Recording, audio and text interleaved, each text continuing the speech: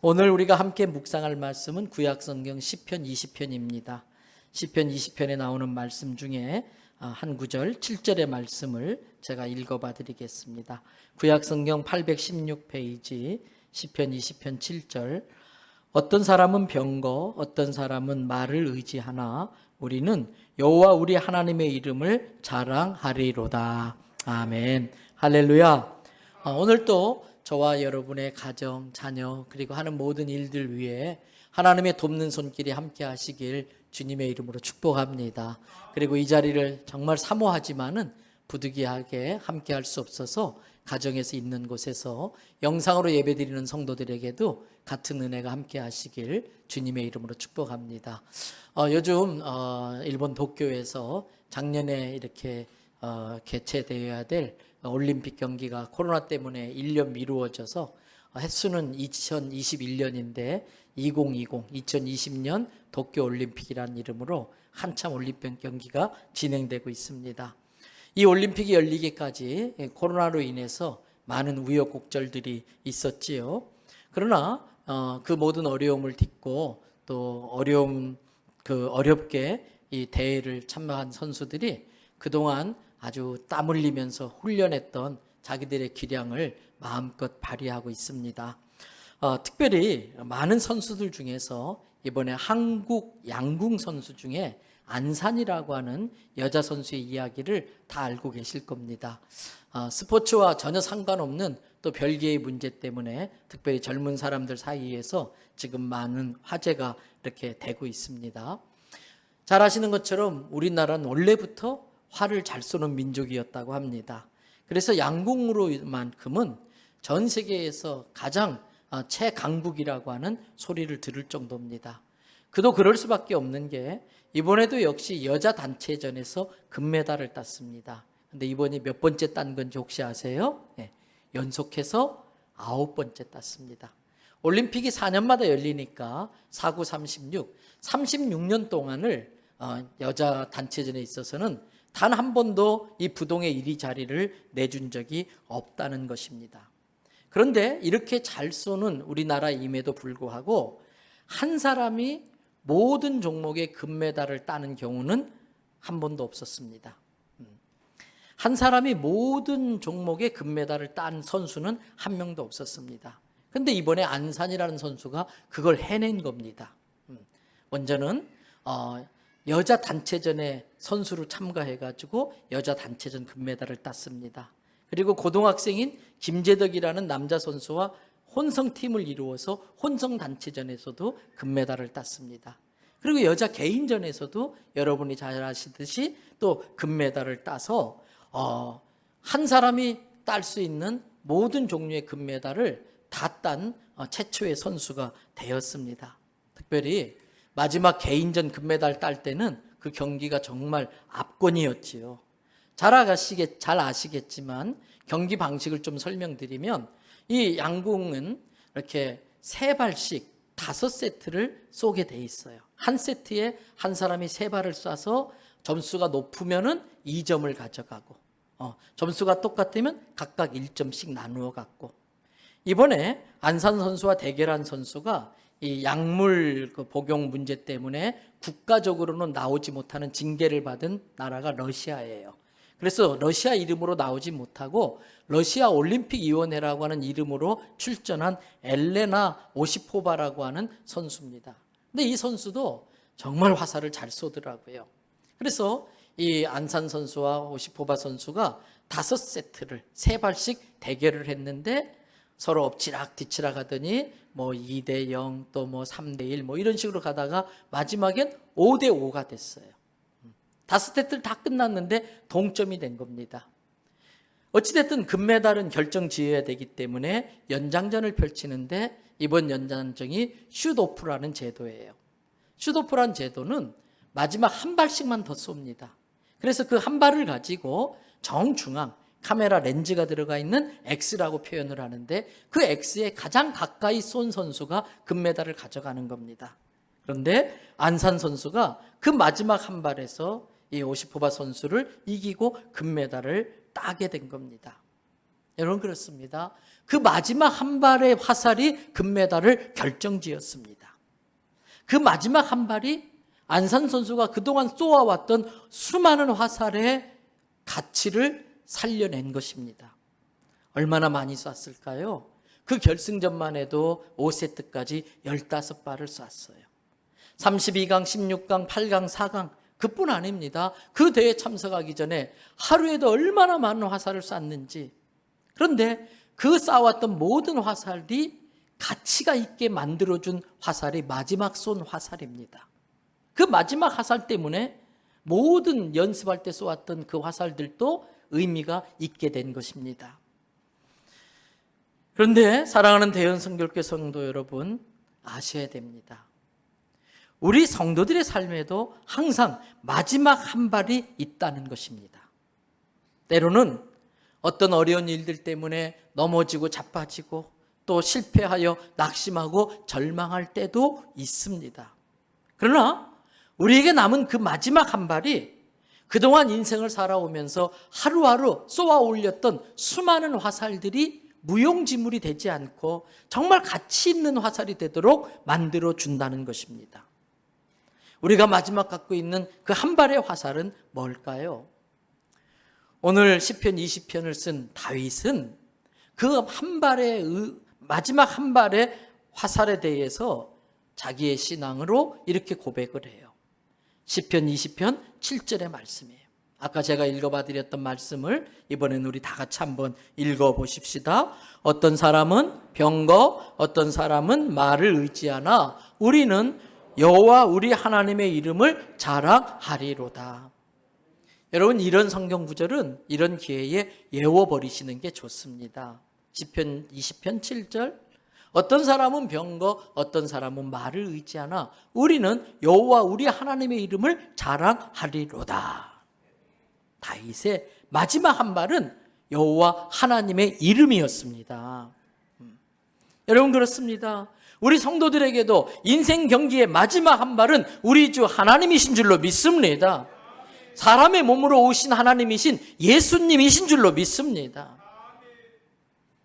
이 믿음이 확고부동했던 다윗은 블레셋의 위대한 장군이라고 하는 골리앗과 한판 대결을 벌리러 나갑니다. 여러분, 골리앗과 다윗을 비교하면 다윗은요 꼬맹이 어린아이입니다. 여러분, 골리앗이 얼마나 컸는지 구척장신이라고 그래요. 거의 2m가 넘는다고 그래요. 이 골리앗이 휘둘렀던 그 창은 다윗은 들기도 버거웠을 거예요. 골리앗과 싸우러 나갈 때 사울왕이 야, 내 갑옷이라도 입고 가라. 갑옷을 입혀줬는데 투구가 너무 커서 눈이 보이질 않고 갑옷이 무거워서 제대로 일어나지 못할 정도인데 골리앗의 갑옷은 다윗에게는 말도 안 되지요. 그런 말도 안 되는 싸움을 하러 나가는데 다윗이 우리가 잘 아는 고백을 하지 않습니까? 사무엘상 17장 45절부터 47절이에요. 다윗이 블레셋 사람 골리앗에게 이르되 골리앗 장군, 너는 칼과 창과 단창을 가지고 지금 싸우러 나오지만은 나는 누구의 이름? 만군의 여호와의 이름, 곧 지금 네가 네 입으로 모욕하고 있는 이스라엘 군대의 하나님의 이름으로 너한테 한판 붙으러 나간다. 그러면서 5절 선포해요. 믿음을 고백해요. 오늘 여호와께서 너를 내 손에 넘기실 거야. 내가 너를 쳐서 너의 목을 벨 거고 네가 끌고 나온 저 수많은 블레셋 군인들은 시체가 돼서 공중의 새와 들짐승의 밥이 되고 말 거야. 이 일을 통해서 온 땅에서는 모든 사람들이 야, 하나님이 진짜구나, 하나님이 참신이구나, 이걸 알게 만들어 줄 거야.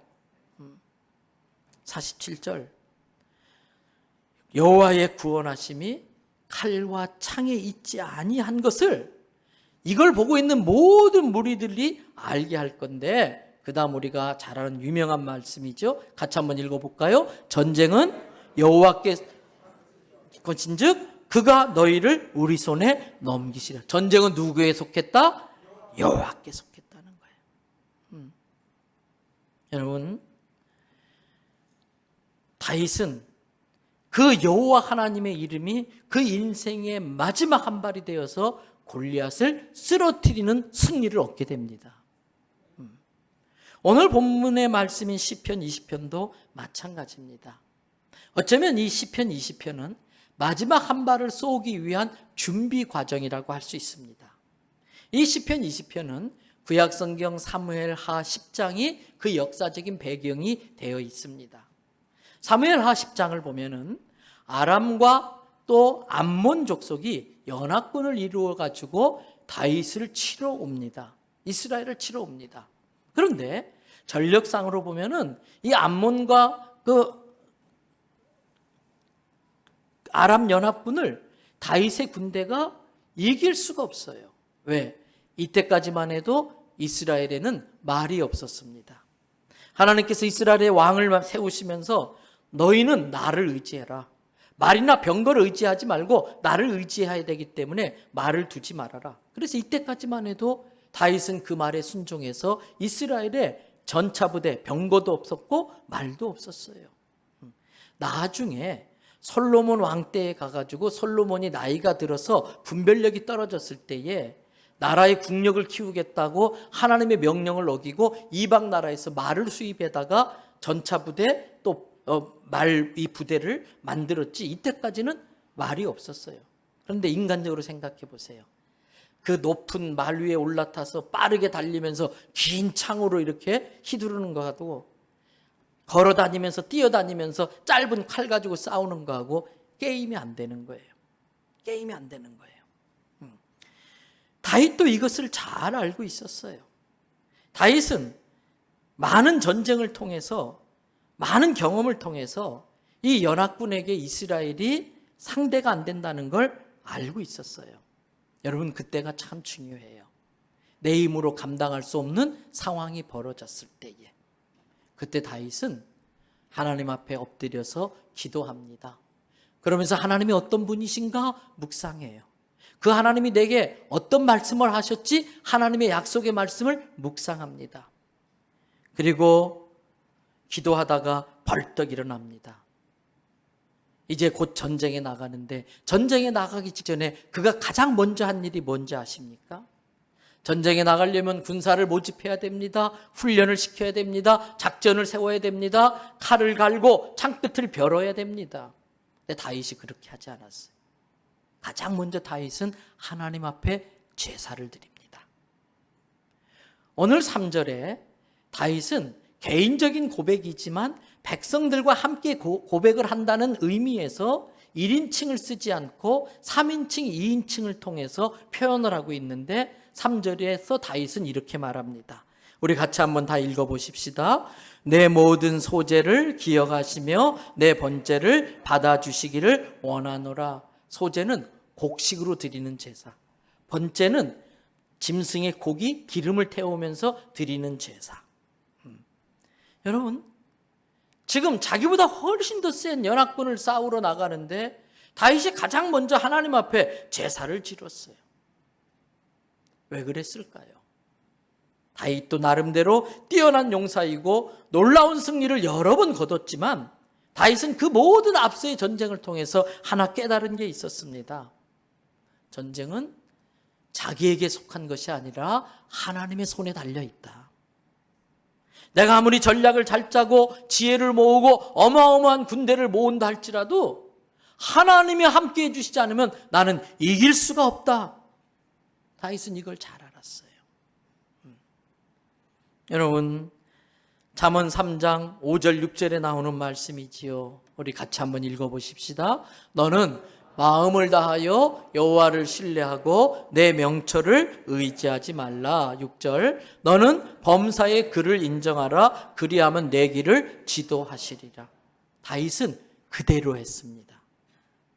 자기의 명철을 의지하지 않고 매 순간순간 주님의 이름을 고백하고 여호와 하나님을 인정하면서 그분께 도움을 구했습니다. 이유는 간단합니다. 자기의 무능과 무기력함을 스스로 너무나 잘 알고 있었기 때문입니다. 우리도 마찬가지입니다. 우리가 이 땅의 삶에서 승리하기 위해서는 먼저 영적 전쟁에서 승리해야 됩니다. 영혼이 잘 돼야 범사가 잘 되기 때문에 그렇습니다. 그래서 따라하십시다. 예배에 성공하면 인생에 성공하고 예배에 실패하면 인생에 실패한다. 이 예배는 영적 전쟁을 치르는 시간이에요. 이 예배를 통해서 내가 하나님의 자녀인 것을 고백하고, 내가 하나님의 백성 된 것을 고백하고, 내가 하나님 나라를 세우는 일에 하나님의 군대로 부름받은 것을 믿음으로 고백하는 시간이 예배예요. 여러분, 하나님은 천지를 창조하시는 분, 하나님을 이길 자는 그 누구도 없습니다. 때문에 우리가 하나님의 자녀, 하나님의 백성, 하나님의 군대라고 고백하는 순간 우리는 하나님의 자녀와 백성과 군대가 될 것이고, 그런 하나님의 자녀를 이길 자가 없는 줄로 믿습니다. 원래 우리는 마귀에게 속한 자들이었습니다. 마귀의 거짓말에 속아서 마귀가 시키는 짓을 하는 마귀의 종들이었습니다. 그런데 하나님의 은혜로 예수 그리스도를 구주로 영접하게 되고 하나님의 자녀, 하나님의 백성이 되었어요. 하나님의 나라를 세우라고 하는 하나님의 군대로 부름을 받은 사람들입니다. 그런데 그렇기 때문에 그 순간부터 우리는 내가 원튼 원하지 않든 이 세상의 권세자들, 이 세상의 어둠의 주관자들과 영적 싸움을 싸우지 않을 수가 없어요. 그러나 우리는 그 싸움을 두려워할 필요가 없습니다. 그 싸움은 나의 싸움이 아니라 하나님의 싸움이기 때문에 그렇습니다. 그 싸움은 하나님께 속한 것이기 때문에 그렇습니다. 우리는 연약하고 부족하지요. 그래서 툭하면 쓰러지고 자빠지고 많은 사람을 실망시키기도 합니다. 그런데 하나님은 그런 약한 자를 들어 쓰세요. 왜 그런 약한 자를 들어 쓰실까? 고린도전서 1장 26절에서 31절에 그 이유를 우리에게 알려줘요. 26절 보세요. 형제들아, 너희를 부르심을 보라. 하나님께서 쓰시겠다고 불러 모아놓은 우리들의 모습을 보라는 거예요. 세상적인 기준, 세상적인 판단으로 볼 때에 육체를 따라 똑똑하다고 할 만한 사람이 별로 없구나. 능력을 보니까 어떤 일이라도 척척 해낼 수 있는 그런 능력 있는 자도 많지 않구나. 모아놓은 사람들 보니까 든든한 백이 있고 학벌과 문벌 좋은 사람도 그렇게 많지 않구나. 그런데 20절, 27절, 그러나. 신앙은 항상 그러나입니다. 신앙은 항상 역전입니다. 그러나 하나님께서 세상에 미련하다라고 구박받고 멸시받는 자들을 택해서 집단에 잘났다고 똑똑하다고 지혜 있다고 하는 자들을 창피하게 만드시고, 세상에 연약한 것들, 우리처럼 참 뭔가 해내지 못할 것 같은 별 볼 일 없는 우리를 택해서 자기 힘을 믿고 자기 돈을 믿고 큰 소리 떵떵 치고 강한 자라고 강한 티를 내는 그러한 사람들을 부끄럽게 하신다는 거예요. 하나님께서 세상에서 천대받고 멸시받는 자들과 가진 것이 없는 자들을 택해서 있는 자들을 패하신다. 있는 자들을 멸하신다. 그렇게 하는 이유가 29절에 나왔어요. 이는 아무 육체도 하나님 앞에서 어떻게 하려고요? 자랑하지 못하게 하려 함이라. 우리는 어떤 사람들인가? 30절. 너희는 하나님으로부터 새 생명을 얻은 하나님의 자녀, 하나님으로부터 나서 지금 누구 안에 있다고요? 그리스도 안에 있다. 예수 그리스도 안에 있다. 그 예수가 우리 안에 있다. 그래서 우리는 예수 안에 있고 예수는 우리 안에 계시고, 그래서 예수님은 곧 몸으로 오신, 육신으로 오신 하나님이신데, 하나님께로부터 오셔서 우리에게 이 세상을 이길 수 있는 지혜와 의로움과 거룩함과 구원함을 주시는 우리 인생의 마지막 한 발 화살이 되신다는 거예요. 모든 지혜가 예수 그리스도로부터, 하나님께 인정받는 모든 의로움, 모든 거룩함과 구원이 우리로부터 되는 게 아니라 예수님으로부터 온다는 거예요. 그래서 우리같이 연약한 자들을 주님이 들으셔서 사용하시고 마지막에는 주님이 하셨습니다. 성령님이 내게 그러한 감동을 주셨습니다. 하나님이 그렇게 할 수 있게 해 주셨습니다. 여러분, 예수를 인격적으로 제대로 만난 사람은 말할 때마다 주님이, 예수님이, 성령님이, 하나님이 그렇게 말을 해요. 예수님을 제대로 못 만나고 아직도 자기가 제일인 사람은 내가 그러자고 그랬잖아, 내가 그런 말을 했잖아, 내 말대로 하니까 그렇게 되지, 내가 그래요. 여러분, 우리 연약한 자를 쓰시는 이유가 주님이 다 하셨습니다. 주님을 자랑하게 하기 위함이라는 거예요. 자기를 자랑하게 하기 위함이 아니라. 고린도전서 1장 22절 24절의 말씀, 유대인들은 메시아인 것을 확인하기 위해서 표적을 구해요. 그래서 어떤 기적을 행하면은 처음에는 막 믿을 것 같이 하다가 더 큰 기적 없어? 더 큰 표적을 보여봐. 예수가 진짜 메시아면 더 큰 표적을 보여봐. 헬라인들은 지식을 추구해요. 어려운 문제를 내놓고 그거 풀면 메시아구나. 이런 것도 알아? 이것도 풀 수 있어? 지혜를 구하나. 우리는 세상 사람들이 패배했다고, 실패했다고, 무능하다고, 무기력하다고 취급하는 십자가에 못 박힌 예수 그리스도를 우리는 메시아로 전한다. 그 예수 그리스도가 표적을 구하는 유대인들에게는 무슨 저렇게 무능하게 십자가에 못 박혀 죽는 예수가 무슨 메시아야, 꺼리끼는 것이고, 이방인들에게는 그런 식으로 어떻게 인생의 문제가 해결돼? 그런 식으로 어떻게 구원을 받아?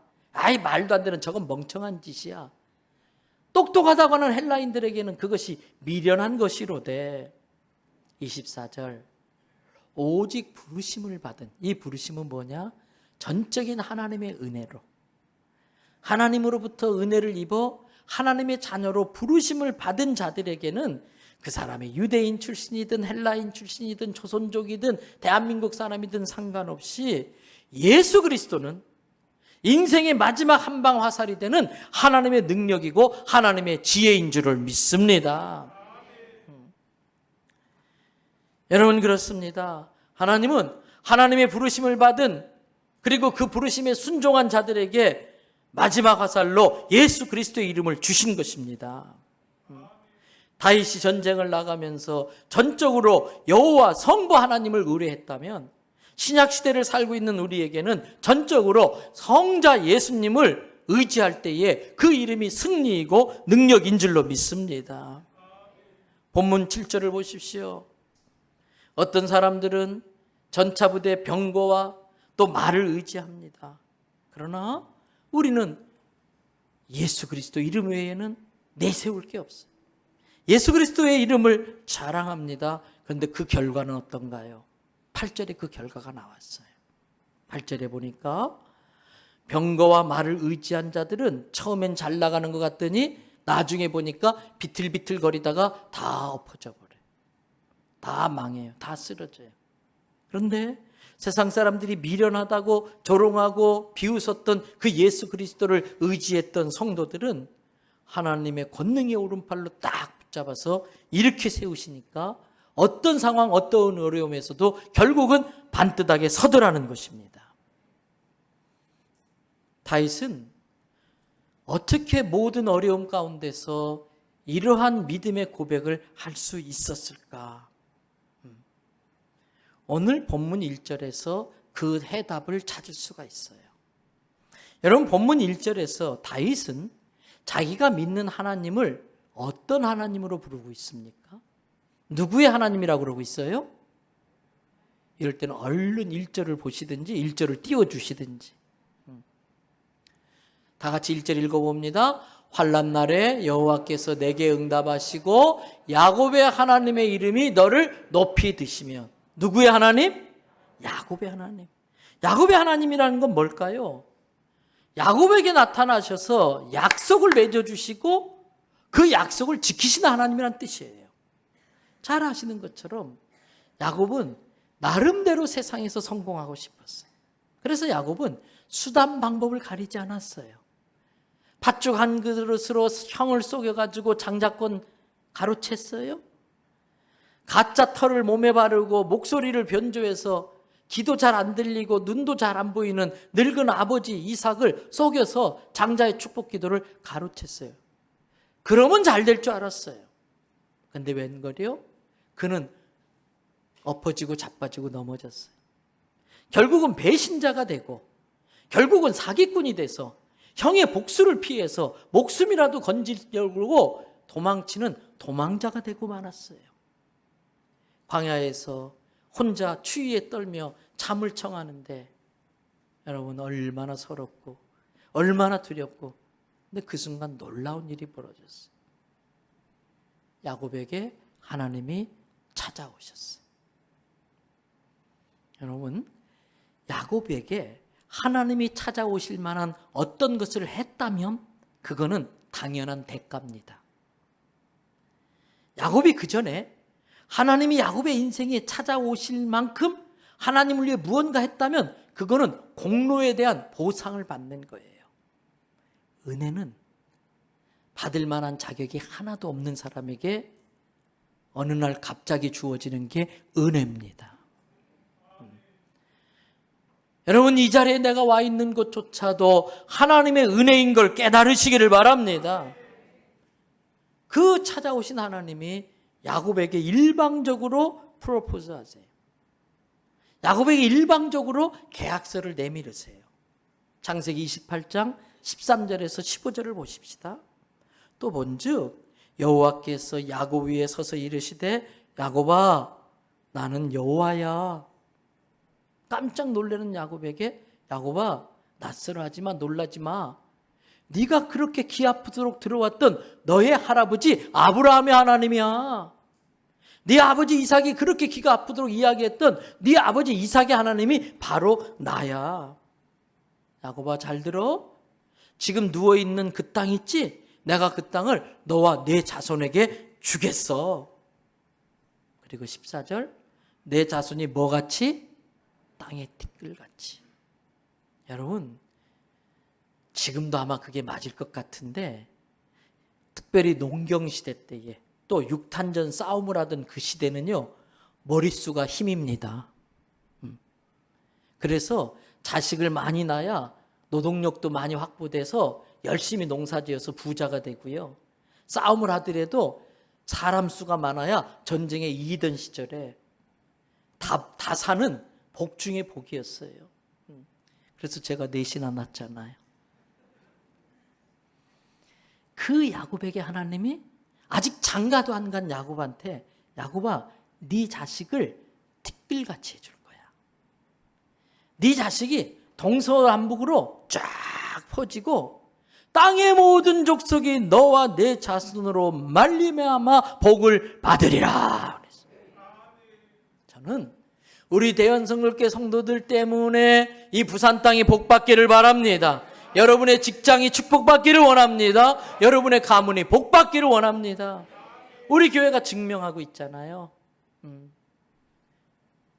20여 년 전에 처음 부임했을 때에 우리 교회가 지금 롯데캐슬 이 아파트 세워지기 전에 있었던 언덕바지에 있었어요. 그럼 그때 같이 신앙생활하던 분들이 여기에도 몇 분 계십니다마는, 그래서 차라도 들어오는 쪽으로 좀 교회를 내려가십시다. 그래서 이 뒤쪽, 지금 이 연포초등학교 남구청 뒤쪽에 있는 건물에 2층, 3층, 4층 임대해서 이 교회가 예배를 드렸어요. 근데 그때에 우리 교회가 옮기고 초록색으로 대연성결교회 간판을 딱 걸었는데 밤에 불을 딱 켰는데 불 들어온 간판이 유일하게 그거 하나였었어요. 깜깜했었어 이 동네. 그리고 얼마 있다가 앞에 간판에 불이 들어왔는데 감자탕집이 들어오더라고요. 그리고 얼마 뒤에 지금 이 남구청 자리가 부산공업대학교라고 그 당시에 학교가 폐교되어져서 불도 꺼지고 학생들이 와서 하는 우범지대 같은 그렇게 캄캄한 곳이었었어요. 근데 언제부턴가 막 교육청이 들어오고 보건소가 들어오고 남구청이 들어오고 롯데캐슬 아파트가 들어와가지고 또 주님이 지금은 바로 교회 건너편에 다 부셔놨어요. 왜 부셨을까? 또 하나의 엄청난 영혼의 가두리 양식장을 장만해 주시는 줄로 믿습니다. 이 롯데캐슬이 그랬어요. 아이고 목사님 예배당 좁아서 어떡해요? 걱정하시들락 마세요. 정 안 되면 제가 5부, 6부, 7부, 10부까지 예배 드릴 거니까 할만하니까. 2부 예배 때는 이 이야기하니까 아멘 그러던데. 오랜만에 한번 또 해볼까요? 방송실 거꾸로 한번 돌려주세요. 예배당 좁은 걸 걱정하시덜락 마세요. 정 안 되면 제가 5부, 6부, 7부, 8부, 10부라도 예배 드리면 됩니다.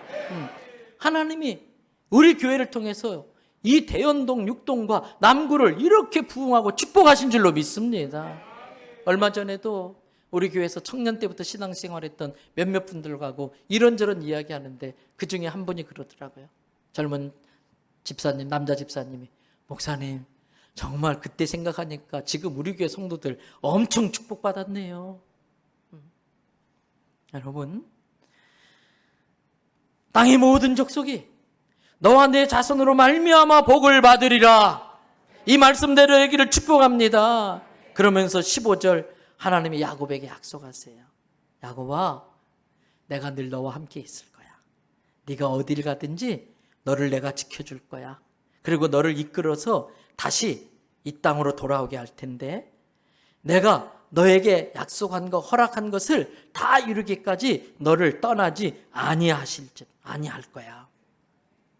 야곱이 놀래서 잠에서 깼어. 그리고 뭐 할 게 없잖아.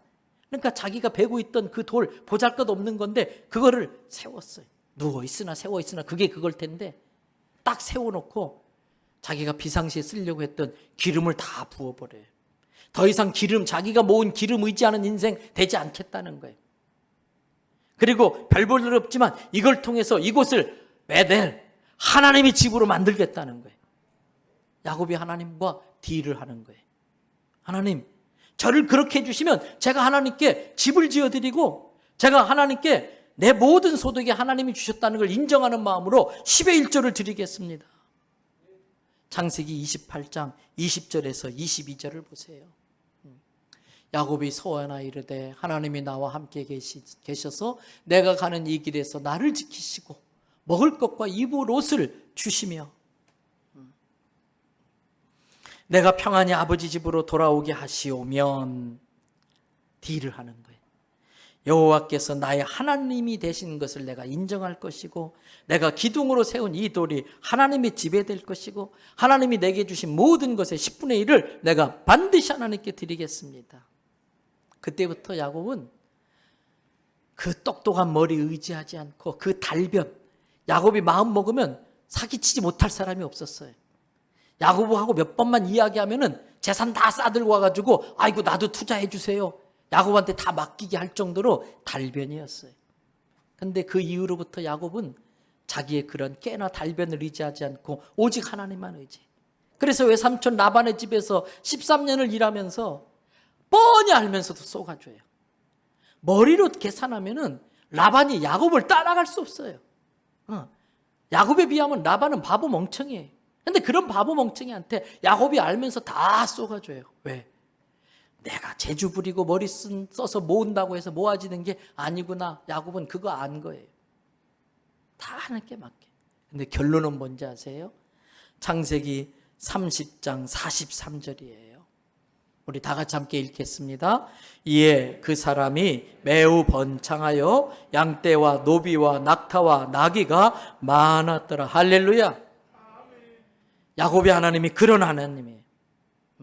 또 형의 복수, 형을 만나러 가는데 또 믿음이 흔들리면서 벌벌 떠니까 그걸 보신 하나님께서 아이고 내 새끼 야곱이 쫄았구나. 저 녀석 힘 좀 실어줘야겠다. 그리고 약복 강가에 그날 밤 나타난 거예요. 그리고 야곱하고 씨름을 해요. 어떻게 야곱이 하나님을 이깁니까? 이길 수가 없어요. 그런데 진 것이 아니라 져 주시는 거예요. 그러면서 야곱한테 야곱아 너 정말 대단해. 네가 나랑 한판 붙어서 이겼어. 너는 하나님도 이긴 친구야.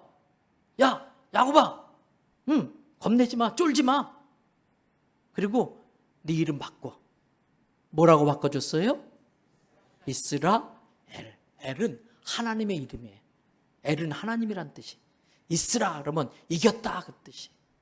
그때부터 야곱은 어떤 어려움이 생겨도 어떤 힘든 일이 생겨도 야 나 이스라엘이야. 까불지 마. 내가 하나님하고 한판 붙어서 이겼어. 야 웃기지 마. 네가 어떻게 하나님을 이겨. 이거 안 믿네. 너 나랑 한판 붙어볼래? 너 나랑 붙었다간 죽어. 나 이스라엘이야. 이게 정체성이. 이게 믿음의 배짱이에요. 저는 정말 우리가 살아계신 하나님을 믿는다면 이스라엘이 된 걸 믿으시기를 바랍니다. 하나님도 이겼는데 못 이길 게 뭐가 있냐. 하나님께서 그 마음을 야곱에게 불어 넣어주신 거예요. 그때부터 야곱은 승승장구하면서 두려워하지 않아요. 여러분, 이 야곱의 이야기를 다윗이 어릴 적부터 들었어요. 귀가 아프게 아버지로부터 할아버지로부터 이 야곱의 하나님의 이야기를 들은 거예요. 그래서 다윗도 야곱의 하나님을 자기 하나님으로 삼고 어떤 일이 있어도 골리앗과 전쟁하러 나갈 때도 이 하나님의 이름으로 나가는 거예요. 그게 바로 오늘 시편 20편 1절부터 3절이에요. 보세요. 환난 날에 여호와께서 내게 응답하시고 야곱의 하나님의 이름이 너를 높이 드시며 성소에서 너를 도와주시고. 지금 다윗은 백성들과 같은 입장에서 표현하기 때문에 너라고 하는 표현을 쓰고 있지만 이건 실제로는 자기 이름으로 바꾸는 거예요. 환난 날에 여호와께서 임서궁에게 응답하시고 야곱의 하나님의 이름이 임서궁을 높이 드시며 성소에서 임서궁을 도와주시고 시온에서 임서궁을 붙드시며. 여기서 성소와 시온은 뭐예요? 야곱이 그 돌을 기둥으로 세워서 기름 부었던 그곳. 우리로 말하면 이 예배의 장소. 내 모든 소재를 기억하시며 내 번제를 받아주시기를 원하노라. 자기 이름으로 바꾸어서 이 말씀을 아멘으로 받으셔야 돼요. 제가 자주 말씀드리지요. 천국은 누구의 것이다? 침노하는 자의 것이다. 신방을 종종 갑니다. 그때 신방 대원들한테 가끔 제가 그런 이야기해요. 오늘 이 말씀은 제가 새벽 기도하면서 오늘 신방할 가정을 위해서 성령님께 기도해서 감동으로 받은 말씀이지만 오늘 같이 신방 따라온 분들 중에 믿음이 있어서 저 말씀 내가 받아야겠다. 내 말씀으로 취하면 내 것이 되는 거예요. 그게 침노하는 거예요. 오늘 이 시편 20편의 말씀도 방금 제가 제 이름을 넣어서 부른 것처럼 여러분들도 여러분의 이름으로 이 말씀을 받으시기를 바랍니다. 그렇게 전쟁에 나가기 전에 하나님 앞에 예배를 통해서 영적 전쟁부터 딱 승리하고 나자 다윗의 마음에 담대함이 생겨요. 4절 보세요. 다윗은 하나님이 그렇게 했다고 자기가 고백해 버리는 거예요. 하나님께서 너희들의 마음의 소원대로 허락하시고 그랬어요. 그 너희들 속에 다윗은 자기를 넣고 있는 거예요. 백성들을 축복하면서 마음의 소원대로 허락하시고 우리 말대로 한다면 입맛대로 다 되게 하신다는 거예요.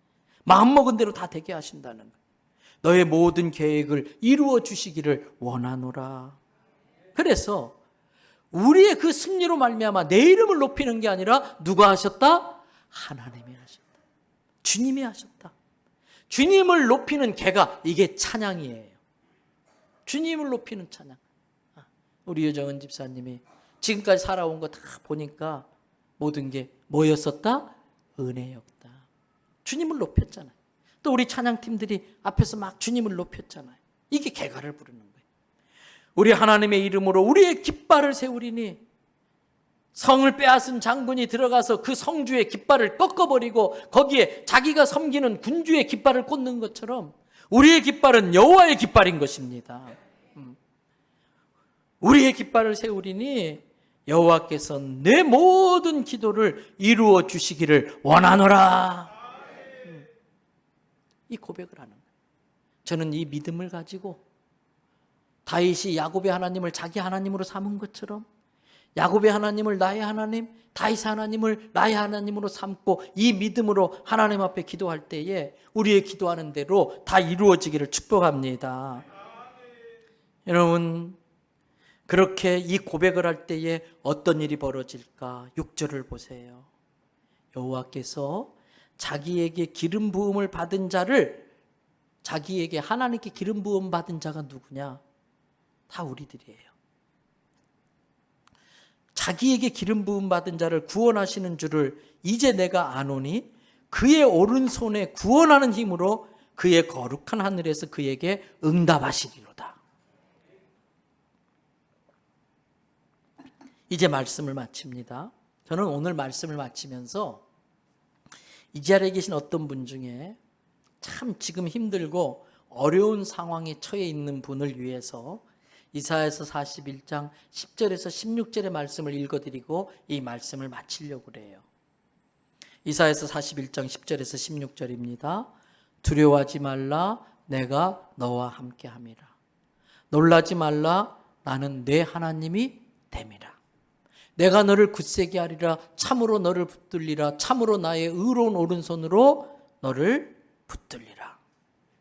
보라, 너에게 노하던 자들이 수치와 욕을 당할 것이고 너와 다투던 자들이 아무것도 아닌 것 같이 될 것이며 그들은 다 멸망하게 될 것이다. 12절, 네가 눈을 씻고 찾아봐도 너를 괴롭히고 너를 힘들게 하고 너와 싸우던 자들은 만나지도 못할 것이다. 왜? 너를 치던 자들이 아무것도 아닌 것 같이 되고 허무한 것처럼 되었기 때문이다. 13절, 이는 그렇게 된 것은 나 여호와 누구의 하나님? 너의 하나님.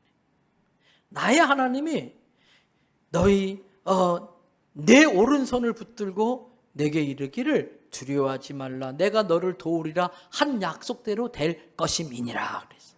그러면서 14절, 뭐 같은 야고바? 세상 사람들이 우리를 하찮게 생각한다는 거예요. 버러지같이 취급한다는 거예요. 그러나 너는 이스라엘이야. 하나님과 싸운 이스라엘이야. 두려워할 필요가 없어. 나 여호와가 한 번 더 확인시켜 줄게. 내가 너를 도와줄 거야. 너를 구속하는 자는 나 이스라엘의 거룩한 하나님이야. 쫄지 마. 15절, 자 봐라. 내가 너를 이제 막 출시된 신상품, 이가 아주 날카로운 타작기계로 만들었어. 네 인생 앞길에 있는 그 산들을 다 가루로 만들어 버릴 거고, 너의 인생에 그냥 촐랑촐랑대면서 괴롭히는 작은 산들, 그거 다 그냥 바람에 나는 곁처럼 만들어 버릴 거야. 너는 그렇게 할 거야. 네가 그렇게 할 거야. 너는 이가 날카로운 새 타작기계이기 때문에. 16절, 내가 그들을 까부른 즉 바람이 그들을 날려버리고 회오리 바람이 그들을 흩어버릴 것이다. 그러한 모든 것을 보고서 너는 여호와로 말미암아 뭐해요? 춤추며 즐거워할 거고 이스라엘의 거룩한 이의 이름을 자랑하게 될 것이다. 사랑하는 성도 여러분, 우리에겐 언제나 마지막 한 발, 우리에겐 언제나 마지막 한 발 예수 그리스도의 이름이 있는 걸 믿으시기를 바랍니다. 오늘 설교의 제목이 나는 지금 무엇을 의지하고 있는가? 내가 의지하는 게 나의 하나님입니다. 내가 의지하는 게 돈이라면 돈이 나의 하나님입니다. 근데 하나님은 우상을 아주 싫어해요. 하나님 외에 내가 의지하는 게 있다면 그게 나의 하나님이고 나의 우상입니다. 그래서 하나님은 내가 우상 섬기지 못하도록 하나님 외에 내가 의지하는 것들을 일부러 거두어 가실 때도 있어요. 그러므로 우리는 힘들고 어려울 때마다 세상의 병거와 말이 아니라 오직 예수 그리스도의 이름만 의지함으로써 먼저 영적 전쟁에 승리하시기를 바랍니다. 그래서 이 땅에서도 그리고 언젠간 가게 되는 하늘나라에서도 우리 주 예수 그리스도가 직접 걸어주시는 승리의 금메달을 목에 거는 우리 대원성결교회 성도 되기를 주님의 이름으로 축복합니다.